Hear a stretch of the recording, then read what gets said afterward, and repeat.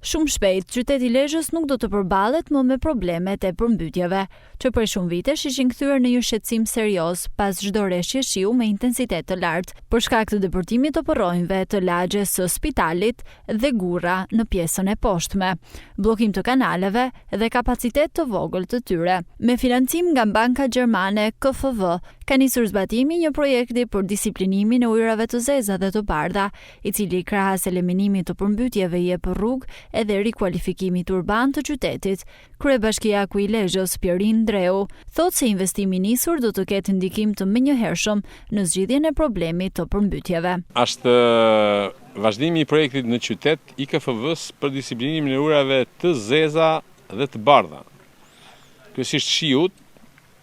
një projekt i cili tashmë ka fillu që në Gocaj,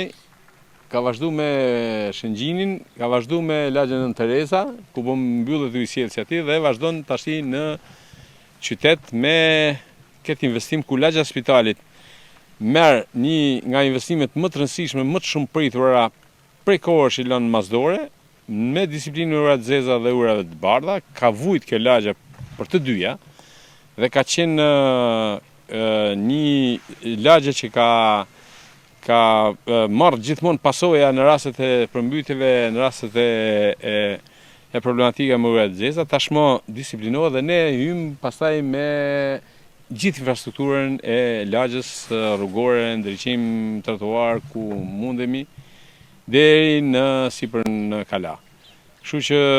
merr fund një histori tmerri me këtë punë e cila nuk do të ndalet. Pra, ndërkohë që ne vazhdojmë me këtë, ne kemi hap dhe prokurimin për 43 rrugë në qytet, në të gjitha lagjet e qytetit, edhe në ato ku KfW-ja nuk ndërhyn, ne do ndërhyjmë të rikuperojmë një qytet i cili tashmë nuk mund të jetë një qytet i arrum, i braktisur, nuk mund të ketë lagje problematike